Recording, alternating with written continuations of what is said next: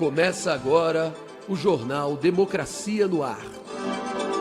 Muito bom dia, você que está chegando aí na nossa transmissão. Como disse a belíssima voz do querido Daniel Peixeira, esse é o Democracia no Ar, que está junto com você de segunda a sexta-feira, de 8 às 9 horas da manhã.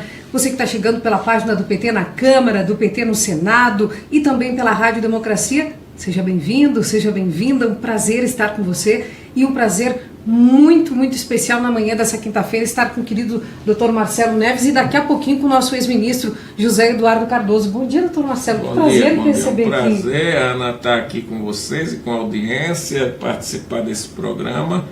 Estou aqui disponível para nós discutirmos relevantes problemas do país atualmente, políticos, jurídicos e também sociais. E aí, você que está chegando, pode ir colocando então as perguntas, vamos aproveitar e vamos compartilhar, vamos curtir, comentar, para que essas informações, né, doutor Marcelo, cheguem aí aos mais variados recantos do Brasil e do mundo, não é? Isso é muito importante. Sim, é muito relevante. Então eu já tenho um abraço aqui para o senhor lá direto de Ribeirão Preto, em São Paulo, também da Paraíba. O senhor é de Pernambuco, né, doutor? Pernambucano, o sotaque não engana. Um bom dia para o senhor direto de Goiás, também de Barra do Garças, pertinho da gente aqui no Mato Grosso, Santa Bárbara do Oeste, em São Paulo. Um bom dia muito carinhoso para todos vocês que estão chegando. E aproveite e vai colocando a cidade de onde você está vendo a nossa transmissão daqui a pouquinho, direto de São Paulo. Fica conosco o nosso ex-ministro da Justiça, José Eduardo Cardoso. Mas, doutor Marcelo, que lambança tem feito esse governo ilegítimo de Michel Temer com essa intervenção no Rio de Janeiro, que coloca como base a Constituição, mas que, na verdade, nada é constitucional. Sim, a questão da intervenção, no meu entender, é a questão da legitimidade política em primeiro lugar. Essa intervenção feita por determinação do presidente para que haja uma atuação de um militar, enquanto militar, em questões de segurança pública, entrega a uma pessoa que não é versada, que não é tajada para isso, na área de segurança pública. Então, o Exército e o comandante, eles estão preparados principalmente para situações de guerra, já foi dito isso. Eles não são adequados para estratégia de segurança pública. Então, vejam bem, a questão da eficiência é discutível, muito discutível, porque você vai atingir uma população mais pobre, mas os grandes chefes no serviço de inteligência não vão ser atingidos por essa intervenção física. E, em segundo lugar, o problema da legitimidade política é que o presidente tenta, dessa maneira, com base na mídia que estimula isso, se legitimar, recuperar uma legitimidade ou um substitutivo de legitimidade democrática que ele não tem. Então, ele não tem respeito na população, ele não tem legitimidade democrática, então ele procura com esse meio alcançar isso. Então, há estados onde há muito mais violência, como Sergipe, quase o dobro, mas fica na penumbra e se busca essa intervenção como algo espetacular. Então, o que eu digo é que, em primeiro lugar, a questão é política e nós precisamos estar em movimento contra essa intervenção.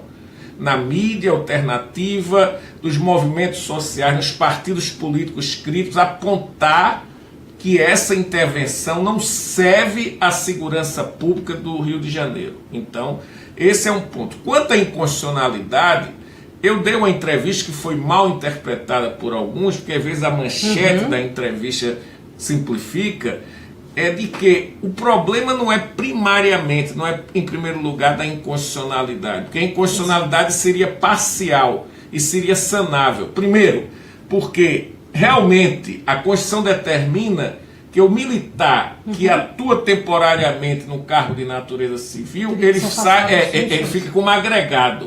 Então, como agregado, embora ele fique na ativa, ele naquele período fica com aquela função civil. Então, no decreto, o presidente determina que ele terá função de militar. Mas isso já tem a ver com um dispositivo que é questionável a inconstitucionalidade da lei que no ano passado mudou o Código Militar, que disse que os militares, mesmo na atuação civil, teriam a proteção da justiça militar. Então, teria que levantar também a inconstitucionalidade dessa lei que mudou o Código Militar, dando esse privilégio aos militares, discutir a sua constitucionalidade, e também, no caso do decreto, teria que se discutir em face do artigo 142, porque o militar teria que ficar como agregado nesse momento. Mas entendeu? isso, como nós já conversamos, é sanável, né? É sanável. Então, a questão maior para mim é a questão da legitimidade política, da ineficiência do meio. Quer dizer, você tem que buscar meios eficientes, o meio é espetacular. Isso me preocupa, porque com essa intervenção, isso pode virar uma certa moda e outros estados se interessarem em trazer essa intervenção para buscar também a recuperação de legitimidade. Por quê? O medo da população, a insegurança pública no país leva que a população fique atormentada, fique com medo. E você atormentado e com medo, você perde a racionalidade um pouco. E a mídia estimula isso. Então a população desesperada vê positivamente. Mas numa análise cuidadosa, nós observamos que isso não resolve o problema da segurança pública. Na verdade, essa intervenção será negativa para as camadas mais pobres do Rio de Janeiro. Está entendendo? Esse é que é o ponto negativo. E, doutor Marcelo, qual é a avaliação que o senhor faz da declaração de que se precisa de ampla, logicamente que não foram essas palavras, eu estou aqui simplificando, se precisa de ampla liberdade, disse o general, mas que depois não se corra o risco de ter a comissão da verdade? Isso aí é uma postura militarista, conservadora, uma postura que sugere que o militar foi a favor do golpe de 64 e da ditadura. Então está claro, quando você ouve um militar dizendo isso, é porque ele defende hoje o que ocorreu na ditadura. Então, dessa maneira, o perigo aí é ele também afirmar que poderá praticar, de certa maneira, as atrocidades como a ditadura praticou e ficar livre de um controle jurídico, de um controle de uma comissão de verdade que poderia levar isso para o executivo. É claro que não seria uma comissão da verdade, mas um órgão determinado, o próprio Ministério Público, poderia apontar para falhas na execução, para desrespeito gritantes a direitos humanos, e esse general tem que responder a isso, caso ocorra se ele for responsável por atos dessa natureza, ele tem que responder. E no meu entender, aquela modificação do Código Penal é inconstitucional e tem que responder na justiça comum. Isso é que eu entendo, e não na justiça militar, porque ele está na atuação de um cargo civil. Esse é o problema do decreto, que procura protegê-lo à luz da transformação do Código Penal, mas é contrário à Constituição, e a lei não pode prevalecer sobre a Constituição. A Anne Elisa, aqui na página do PT na Câmara, quero aproveitar, então, você que está chegando agora, esse é o Democracia no Ar, e nós estamos juntos de segunda a sexta-feira, de 8 às 9 da manhã. Vamos aproveitando para curtir, para comentar, para compartilhar e também enviar as suas perguntas, tanto para o nosso querido Dr. Marcelo Neves, como para o nosso ex-ministro José Eduardo Cardoso. A Ana Elise Machado diz para o senhor o seguinte: o desgoverno golpista está usando os militares para despistar a sua derrota no apoio à reforma da Previdência, doutor Marcelo. Eu acho que eles foram derrotados na Previdência e, evidentemente, eu acho que não é só pela incapacidade da aprovação da Previdência, é mais do que isso. O que me atormenta em alguns momentos é que, evidentemente, dia 31 de dezembro, Temer volta a ser um cidadão comum. Ele irá para a justiça comum. É muito provável que ele tenha problema e possa passar por vexames como está passando o ex-governador do Rio de Janeiro. As práticas de corrupção de Temer, há muitos indícios de que são muito graves. Claro que o Supremo sempre, tentou, mas o Congresso impediu, E mesmo o Supremo é muito vagaroso nessas situações. Então, pode ser que ele, voltando a ser um cidadão comum, ele vá para e ele possa também sofrer o constrangimento de uma prisão. Ele está calculando isso.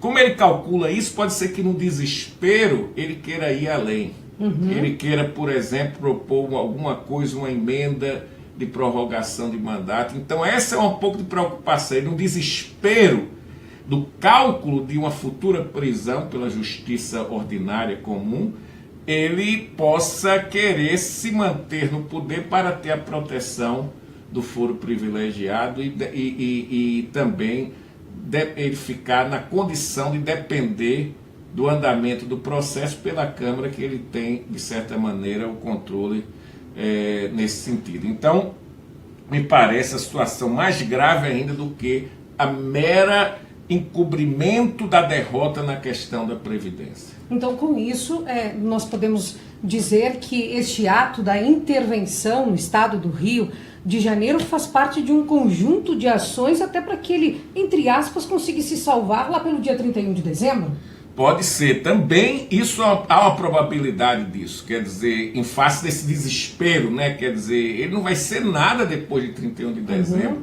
Ele não vai ter mais poder de soltar emendas e conseguir, entre aspas, comprar deputados para votar a seu favor. Então, nesse contexto, evidentemente, ele sabe que no dia 1º de janeiro ele poderá ter dificuldades de continuar com a Marcela na sua vida muito graciosa. Está entendendo? Sim, então, eu claro. acho que esse desespero conta nessa loucura dessa intervenção, porque uma intervenção dessa teria que ser discutida antes no Conselho, numa reunião do Conselho, com a discussão mais ampla, com argumentos diversos, se ouvir com cuidado, perescrutar, e depois teria que também ter uma conversa que levasse a público os fundamentos claros. Realmente, da forma que foi posto, a militarização radical da intervenção é problemática. Porque, vejam bem, se você quer intervir no caso desse, você precisa de um especialista de alto nível em segurança pública. Esse especialista de alto nível poderia convocar forças militares, porém, não é simplesmente indicar um chefe militar que não tem as condições para isso e que pode levar a muita violência. Imaginem, lá de cima daqueles morros do Rio, vindo os primeiros tiros e atingir 3, 4 recrutas do Exército, 3, 4 soldados do Exército. O que é que vai ocorrer?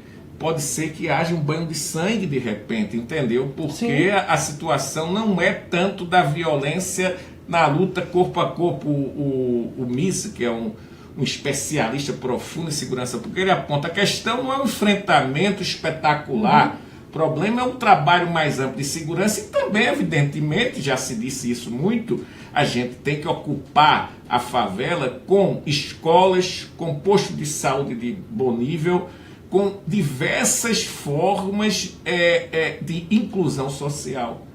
De certa maneira, muitos desses chefes do tráfico, eles contam com grande apoio interno na favela, porque eles, para o homem simples da favela, que pega o ônibus, chega à noite, ele protege. Então, é claro, é um sistema para mafioso, porque se você não tiver a lealdade, é claro.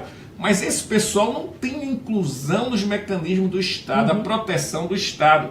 Então, evidentemente, se eu estou em situação de necessidade e alguém me oferece algo imediato, a tendência minha é ficar, de certa maneira, com lealdade por uma necessidade, não por lealdade tradicional, tá entendendo? Então, acho que aí é a falha, quer dizer, o Estado tem que oferecer a essas comunidades alternativas dentro do próprio Estado, e especialmente no campo da educação e da saúde. Se não houver isso, quer dizer, é muito difícil superar esse quadro atual. Teria que começar com políticas urbanas, políticas educacionais. Isso é que pode levar com o tempo a desbaratar, porque aí ficaria mais fácil o trabalho da polícia. A Lucila Branco Correia lembra aqui uma cena que nós vimos ontem em várias fotografias, várias imagens, né, pela internet. Ela diz assim, a cena das crianças tendo suas mochilas escolares revistadas é muito triste. Mas também o ministro da Justiça soltou uma pérola, né? Na verdade, ele trata os moradores de favelas no Rio de Janeiro como combatentes inimigos, doutor Marcelo. Eu não ouvi, né? Eu não ouvi essa afirmativa, mas é realmente chocante isso. E, em verdade, a grande maioria daquela população é uma população carente que muitas vezes estão lá na casa do ministro trabalhando como empregada doméstica, com carga horária excessiva. Então, nessa criadagem, é aquele que engraxa o sapato ali desses barões ali no Rio de Janeiro. Quer dizer, são pessoas que servem na informalidade ou em trabalhos precários como de empregada doméstica, essa elite carioca. Então, o que está ocorrendo, na verdade, é aquilo que o Vanderlei Guilherme dos Santos falava do apartheid social, mas o apartheid social não implica o apartheid físico, evidentemente, porque aquelas pessoas servem a essas elites. Então, a minoria criminosa, essa minoria teria que ser atingida com um trabalho muito aprofundado de segurança. Evidentemente, secundariamente, às vezes pode haver enfrentamento, mas o princípio não pode ser o enfrentamento antes contra toda aquela comunidade pobre. E essa questão que a pergunta sobre a sacola é chocante, porque é elementar que eles podem pegar uma arma simples, porque não vão conseguir. As armas que eles estão usando são armas que são do exército. Então foi o próprio exército, pessoas do exército que facilitaram isso. Que das Forças Armadas está provado que as Forças Armadas tem gente dentro que fornece e deve ganhar muito dinheiro por isso. Então, nessas sacolas, o que pode ocorrer, eventualmente, seria uma pequena arma insignificante para o crime. Então é ridículo essa postura. É uma postura que a gente chamava naquela época dos militares de gorilas. Não é de militar sério, é de gorila que está atuando nessa situação. É o Gabriel Sampaio. Depois você me diz, Gabriel Sampaio, se você é o nosso comentarista aqui também. Um abraço muito grande, obrigada por estar junto conosco, o querido Gabriel. O doutor Gabriel Sampaio diz assim: professor Marcelo Neves está sendo preciso nas colocações, mas eu gostaria de ouvir sua opinião sobre os mandados coletivos de busca e apreensão. Um grande abraço para o senhor, professor. Gabriel, é um prazer receber sua pergunta. Eu admiro muito você, o seu trabalho na defesa da presidente Dilma Rousseff, e eu diria que isso é outro absurdo, essa questão dos mandados coletivos de busca e apreensão. Não tem fundamento legal, quer dizer, isso poderia ocorrer se fosse um estado de sítio ou estado de defesa. Realmente, no estado de sítio e no estado de defesa, há suspensão de garantias constitucionais. Mas na intervenção não é possível, porque não é essa suspensão. Então é outro absurdo. O ministro Raul Jungmann não entende nada de direito, recuou. Primeiro ele falou de prisão, mandado de prisão coletiva, depois de busca e apreensão. Não pode, quer dizer, tem que ser individualizado, determinando o local, pessoas a serem atingidas. Isso não é realmente uma situação em que se suspendeu a ordem constitucional. O perigo realmente é ir além e quererem decretar um estado de sítio, um estado de defesa. Aí seria muito mais grave, mas evidentemente nesse caso eu acho que haveria uma grande reação internacional e também de grande parte mesmo de setores de classe média do Rio de Janeiro que até agora não estão reagindo, mas no caso de um estado de sítio, um estado de defesa, eu acho que tenderia também a reagir grande parte dessa classe média que ainda apoia a intervenção. E você que está chegando agora, esse é o Democracia no Ar. Nós estamos ao vivo pela página do PT na Câmara, pelo PT no Senado e pela Rádio Democracia. Vamos compartilhar, não é, doutor Marcelo, como o senhor mesmo disse, para que essas informações cheguem aí a muitos lugares desse Brasil e do mundo. Ele já está conosco, Gabriel. E agora a gente vai receber o nosso bom dia, ministro José Eduardo Cardoso. Prazer em receber aqui do meu lado o doutor Marcelo Neves nessa manhã de quinta-feira. Bom dia, é um prazer estar com vocês aqui no programa, né? E Oi, bom dia, estão me ouvindo? Bom dia, estamos te ouvindo, estamos te ouvindo. Bom dia. É um prazer estar aqui com o professor Marcelo Neves, que é um dos maiores juristas e constitucionalistas desse país, um querido amigo, que é um dos grandes nomes do direito brasileiro, não só pelo conhecimento jurídico que tem, mas pela dimensão ética e democrática que sempre norteou sua vida. Estou inteira disposição para participar do debate, inclusive para aprender com o meu querido guru e professor Marcelo Neves. Eu agradeço, é um prazer, não tem nada de guru aqui, a gente sempre está aprendendo reciprocamente e também eu admiro muito a sua atuação na defesa, especialmente, sobretudo, na defesa magnífica da ministra Dilma Rousseff. Eu estava atualizando um trabalho recente, um trabalho antigo meu, que foi traduzido para o português, eu fazendo um apêndice sobre a degradação constitucional recente, e eu cito exatamente a questão do impeachment, cito o mandado de segurança, dois MS que estão tramitando ainda, sem nenhuma decisão do Supremo, onde se questiona a constitucionalidade desse impeachment, eu acho com toda a correção. Portanto, eu quero dizer aqui que aqui nós também vamos ter um diálogo do aprendizado, e aquele diálogo que o Feyerabend dizia, não é para chegar todo mundo e concordar, é você ter a condição de aprender com o outro. Você está aberto para admitir que as quimeras, aquilo que você mais acredita na sua vida, era uma bobagem, porque o outro apontou para isso. Isso que é o bom do diálogo, é você aprender. E a primeira coisa que eu quero perguntar aqui para os dois, então, é por que não foi julgado ainda esse mandado de segurança que restituiria ao poder a presidenta Dilma Rousseff? Bom, para mim é inexplicável, porque nós impetramos esse mandado de segurança logo após, nós tínhamos impetrado vários mandados de segurança antes que não foram alguns acolhidos, né? E esse é o mandado de segurança principal, é o que discutia a falta de motivo para a decisão do impeachment, ou como quiserem os penalistas, a falta de justa causa para essa decisão. Esse processo ele não teve a liminar, naquele momento, do relator Teori Zavascki, mas se vocês atentarem para a decisão, ele não diz que nós não tínhamos direito. Ele só disse o seguinte: há um outro governo, então vamos esperar para evitar uma confusão, decisão final. E aí mandou o Ministério Público. O Ministério Público demorou mais de um ano para dar um parecer. Eu entrei com várias petições pedindo ao relator que determinasse uma agilidade nesse processo. Posteriormente, o Ministério Público deu o parecer e agora já está há alguns meses com o atual relator, diante do falecimento do ministro Zavascki, que é o relator Alexandre de Moraes, né, ministro do Supremo Tribunal Federal. E até agora não há nenhuma sinalização. Qual é a questão? Se não for julgado até dezembro deste ano, o argumento vai ser que o mandado de segurança perdeu o objeto e talvez tudo aquilo que está sendo discutido nesse processo não seja nunca objeto de decisão pelo Poder Judiciário.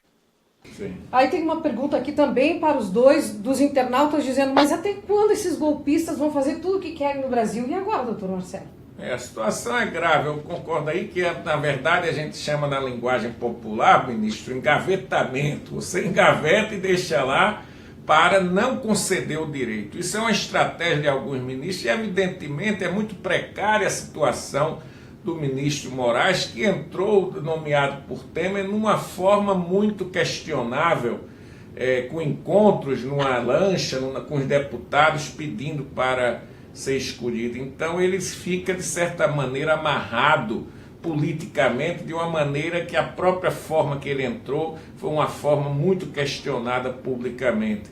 Então a questão atual é a seguinte: nós temos uma certa fragilidade do Supremo, o Supremo está cambaleante politicamente e o Executivo e o Congresso estão um pouco desnorteados e desmoralizados. O que é que pode ocorrer no caso desse? Pode haver reações que são reações como a de Bolsonaro, apontando para um modelo autoritário, e a outra é a retomada do poder, ou do governo, pelo menos, não do poder, pelas forças populares. Isso vai depender muito das eleições.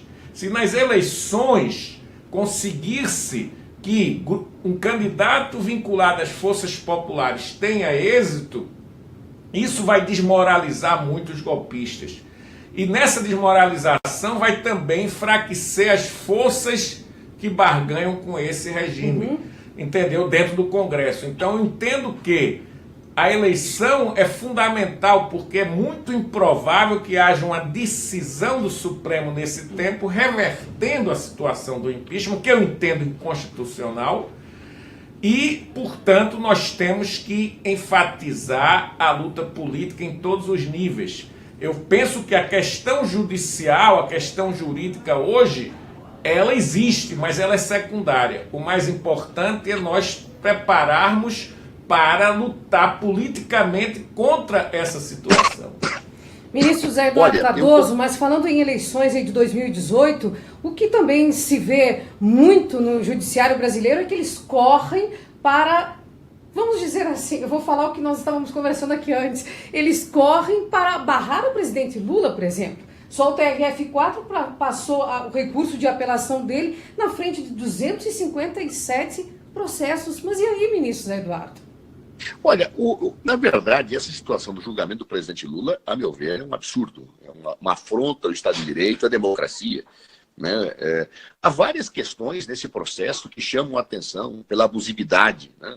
Você tem desde o início uma demonstração de parcialidade. Se alguém precisa de um exemplo, vamos lembrar daquela divulgação daqueles áudios que foi feita pelo juiz Sérgio Moro em total desconformidade com a lei, uma vez que a lei era clara, se ali não havia prova de crime, tinha que haver inutilização daquelas interceptações, daquelas gravações. Se havia prova de crime, tinha que mandar para o Supremo em sigilo. E não a divulgação naquele momento, que teve, inclusive, um peso, na medida em que ela foi descontextualizada, para o próprio processo de impeachment. Então, este ato arbitrário, a própria condução coercitiva do presidente, feita em desconformidade com a lei, né, tudo isso já mostrava uma situação indevida desse processo. Aí vem a agilização. Correu-se com esse processo, porque a impressão que se tem é que se quer evitar qualquer preço que Lula seja candidato. E a sentença que se dá é de uma fragilidade probatória inacreditável. Qualquer pessoa que tem um mínimo de isenção ao ler aquela sentença fica estarrecida. Então, objetivamente, o que nós temos que refletir a partir das ponderações que o professor Marcelo fez? Nós nunca podemos pensar o direito nem a sua aplicação longe da dinâmica de poder que efetivamente existe numa sociedade num certo momento histórico. Né? O direito, ele é uma expressão de poder. E no Estado de Direito, o poder é uma expressão do direito. Então, há aí uma relação que não pode ser ignorada. Nós temos que lutam pelo Estado de Direito, que lutam para que as regras do jogo sejam respeitadas, precisam efetivamente se unir num contexto de luta democrática e evitar que as pessoas que querem, fora das urnas, tirar o direito do povo para implementar programas que asfixiam os trabalhadores, que implicam na afirmação do Estado mínimo e que, na verdade, ampliam a inclusão social no Brasil, vençam. Ou seja, nós estamos diante de uma disputa política, onde o jurídico ele é um elemento e um componente desta situação. Doutor Marcelo, o jurídico deveria ser um componente dessa situação? Não, é claro que é. O que eu diria um pouco diferente, Zé Eduardo, é que quando você tem o Estado de Direito, a democracia dá um suporte ao direito e o Estado de Direito limita os detentores de poder. Mas no caso brasileiro, nós temos a falha do Estado de Direito, quer dizer, o poder político não democrático ele está se afirmando e desrespeitando as regras.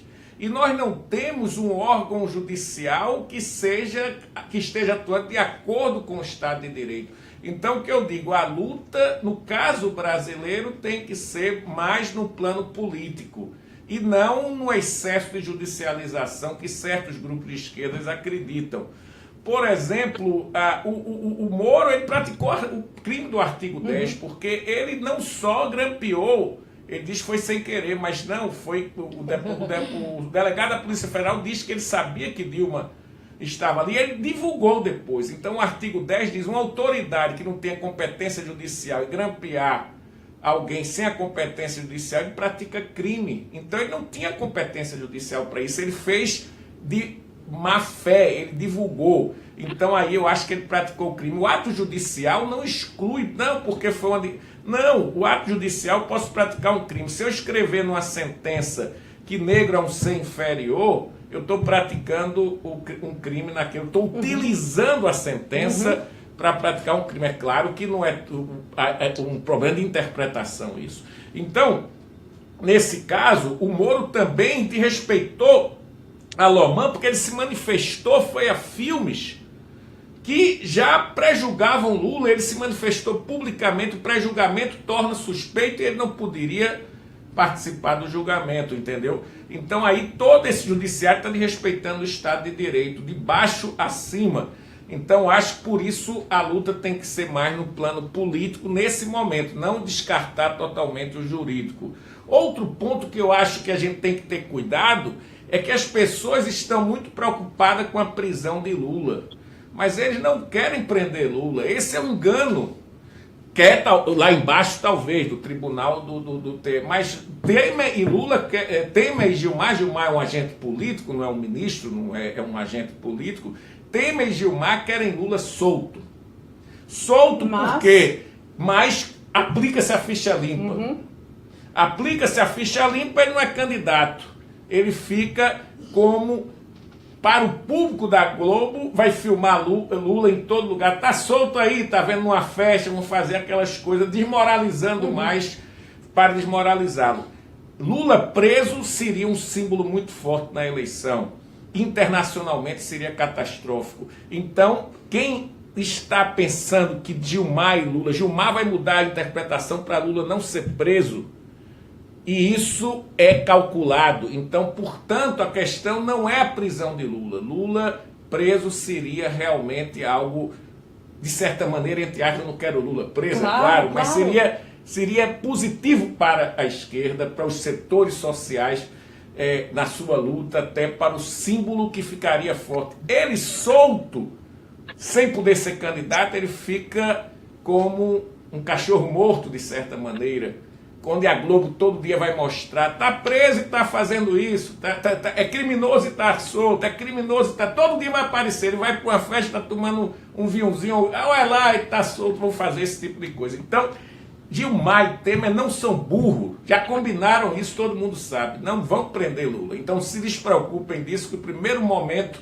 que o tribunal lá determinar a prisão do Lula, vem um habeas corpus, ele vai ser solto por 6-5 ou 7-4 do Supremo. E aí, ministro Eduardo Cardoso? Olha, a análise que o professor Marcelo faz é muito interessante, inclusive num aspecto jurídico que precisa ser ressaltado.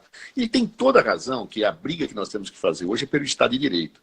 Porque, veja, como eu disse agora há pouco, o professor concorda, o direito ele envolve uma relação de poder.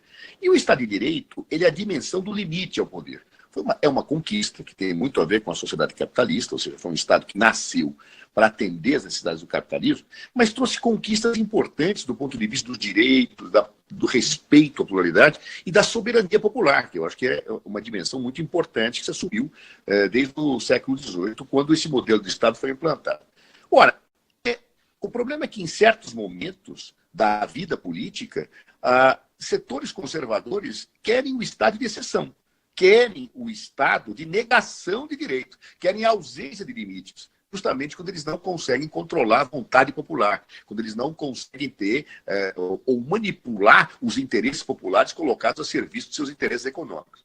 Então, o que nós vimos desde o impeachment de Dilma? Né? E eu me lembro de um comentador, de um constitucionalista que dizia que o impeachment é um terremoto político. Era um comentador norte-americano da Constituição.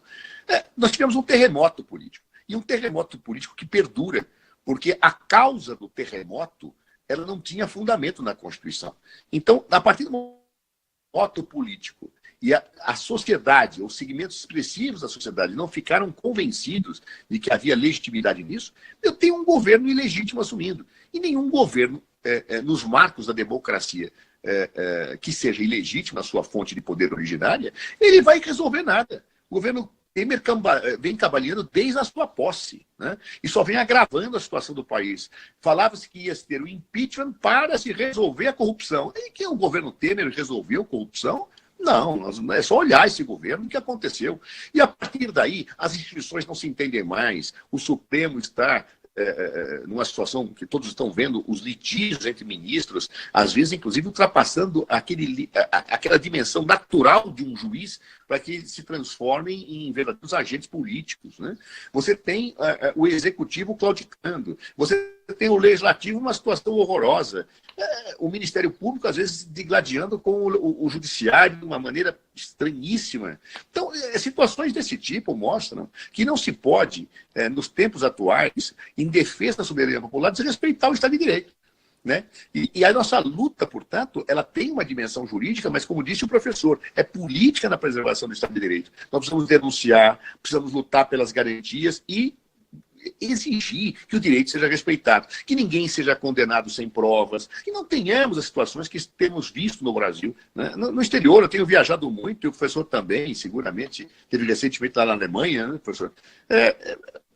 A sensação que as pessoas têm é que nós nos transformamos da noite para o dia numa república das bananas, onde a institucionalidade não é mais respeitada, né? Então, eu acho que ou a população toma consciência disso e que nós precisamos ter uma eleição legítima em 2018, e uma eleição legítima só acontece se Lula for candidato para ganhar ou para perder.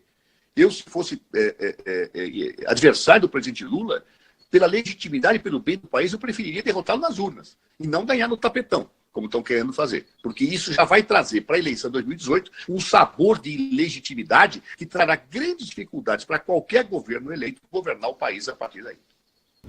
Mas precisamos, então, lutar também para que tenhamos eleições em 2018, não é, doutor Sim, Marcelo? claro. É fundamental que se mantenha a eleição.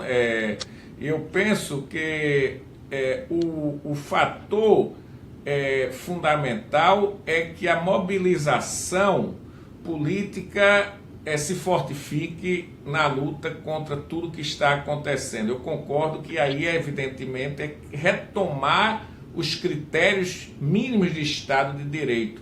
Eu diria que nessa passagem, depois do impeachment e antes, eu diria um artigo de um empresário em 2014 do PSDB, que é o Semler, eu acho, e ele dizia que nunca se roubou tão pouco. Ele defendia que agora está se apurando. Então ele defendia Dilma, embora entrou com a ficha assinada por Serra e Fernando Henrique, ele dizia, hoje está se apurando, e o governo Lula e Dilma permitiram a apuração. Antes se engavetava tudo.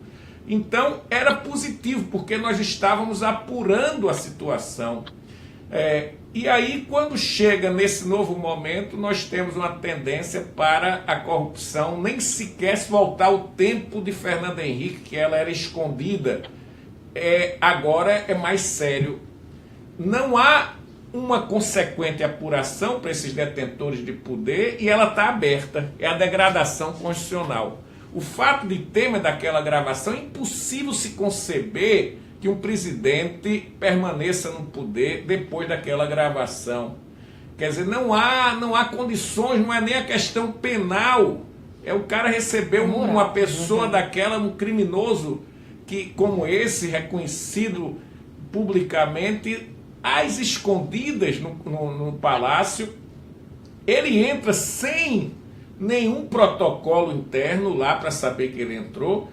Então toda essa situação, não interessa aqui, a delação foi fraca, é a condição de presidente. Então nós temos uma corrupção aberta que é muito mais grave do que aquela anterior. Porque veja bem, se eu chego aqui para a Ana agora e eu tenho as condições de roubar o celular dela e sair sem nenhum problema, com segurança, que não é muito mais grave do que se eu tenho que ser cuidadoso, furtar esse telefone quando ela estiver distraída. É muito mais grave se eu posso fazer isso abertamente, contando que não vai haver nenhuma reação. Então esses poderosos, eles estão numa situação de uma postura acima da lei. Eles são sobre-cidadãos, como eu gosto de dizer.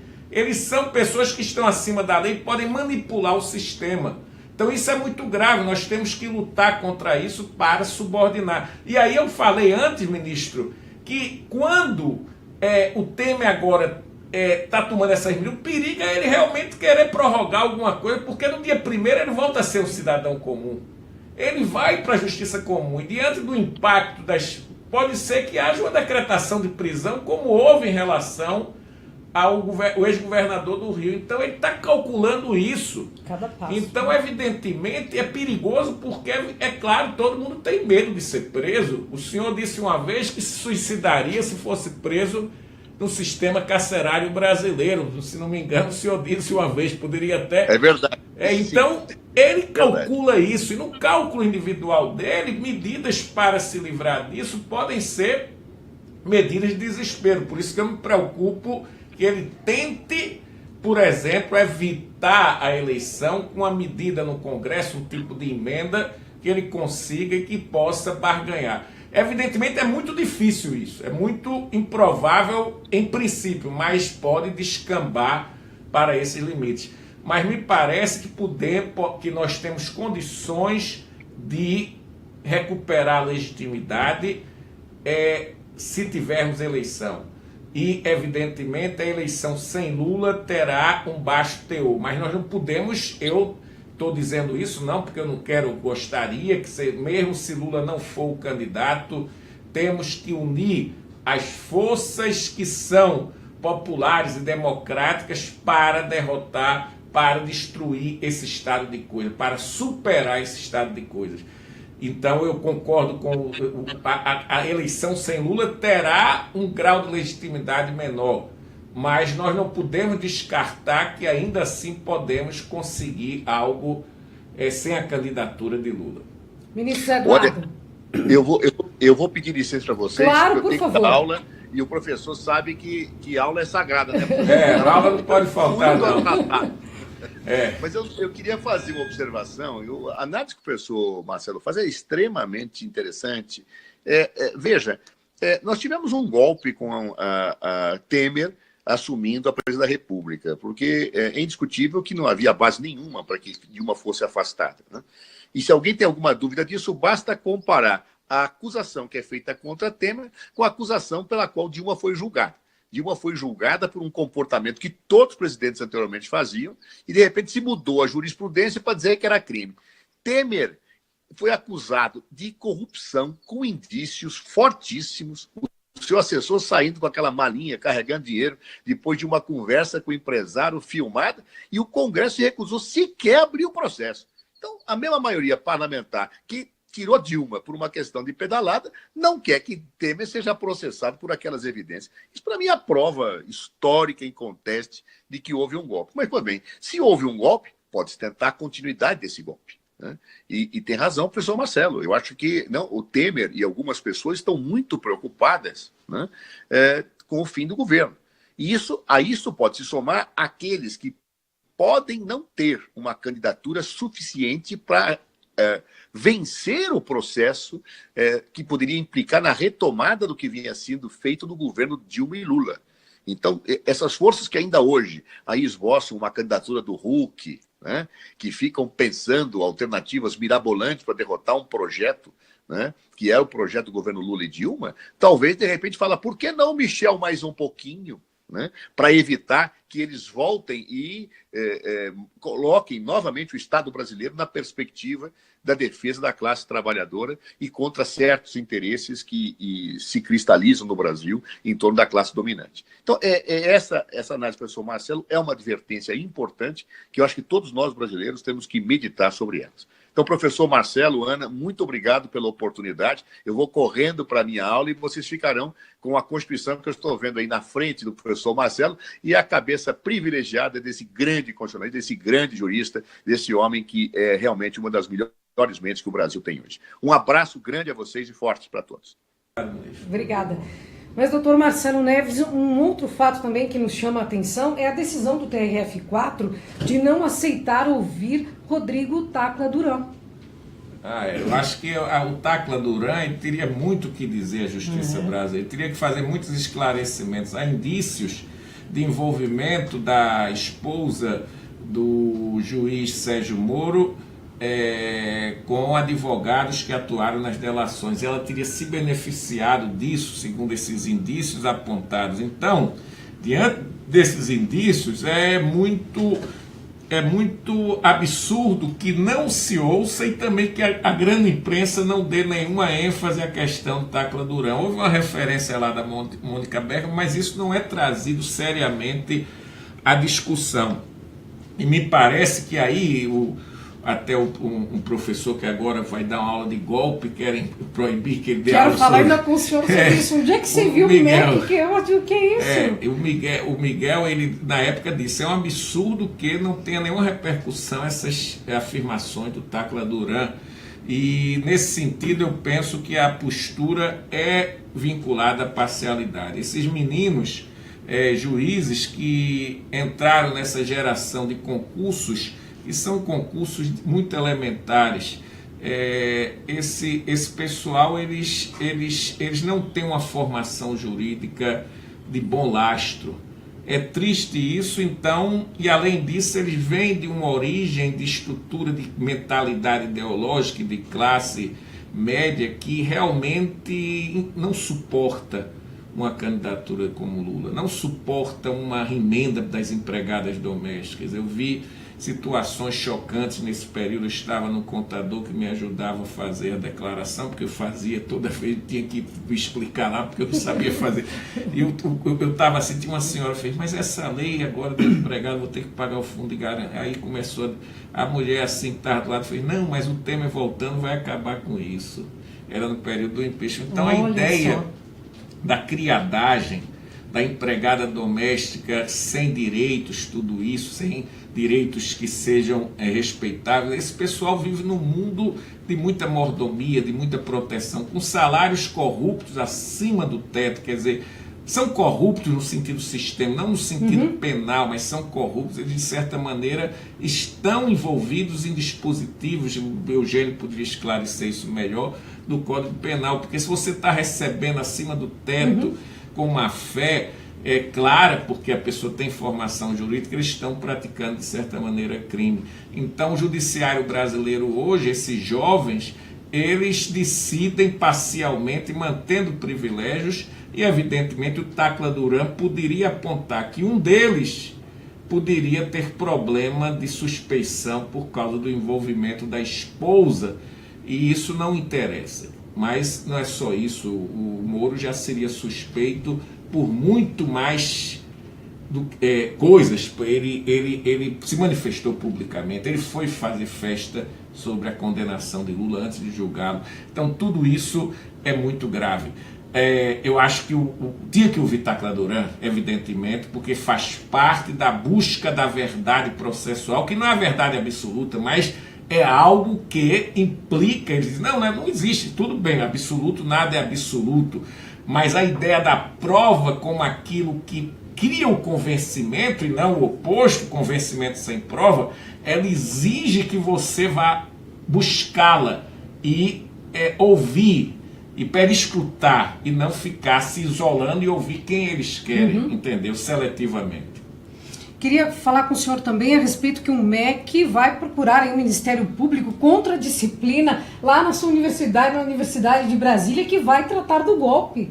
Um colega da ciência política, um professor muito destacado, o professor Luiz Felipe Miguel, propôs o curso, que tem um programa muito bom. Se eu tivesse tempo eu ia até participar, que são textos de Nancy Fraser, são textos dos melhores internados, e também no Brasil, do Adalberto Cardoso. Quer dizer, há uma discussão interessante nesse curso, e vem o ministro lá e começa a falar que é estranho isso, que eles querem aquela ideia da escola sem partido, universidade sem partido. Mas isso não quer dizer que é partidário, são discussões críticas dentro da universidade.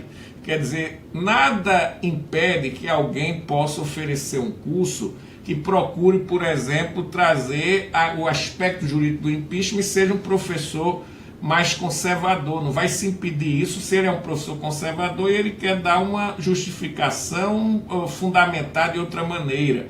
O problema é apenas de uma postura seletiva e discriminatória. Então, na verdade, o que está se falando, escola sem partido, é impedir a crítica à situação de poder conservadora e reacionária que está presente. É nesse sentido que eles querem impor esse conceito absurdo da escola e agora a universidade sem partido, né?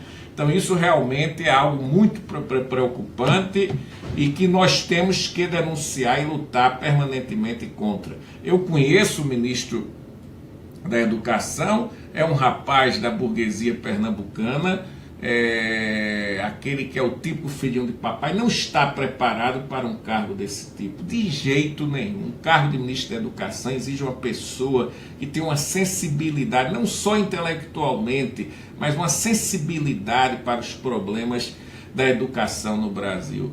Como dizia o Darcy Ribeiro, parece que para esse pessoal a crise da educação é um projeto permanente, quer dizer, eles querem destruir, eles não querem que as fatias, as camadas mais pobres da população tenham acesso a uma educação digna. E isso é o exemplo. Quem põe o Mendoncinha no ministério, ele quer destruir a educação brasileira, ele não quer contribuir para a educação brasileira.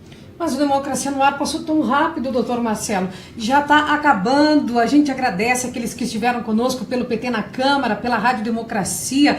E os mais variados comentários aqui para o senhor perguntando se ele volta. Ele vai voltar, sim. Já na semana que vem ele estará aqui conosco. Muito obrigada, viu, doutor Marcelo? Honrada em ter o senhor aqui. Muito obrigada. Um abraço muito grande a todos. Eu volto amanhã, às 8 horas.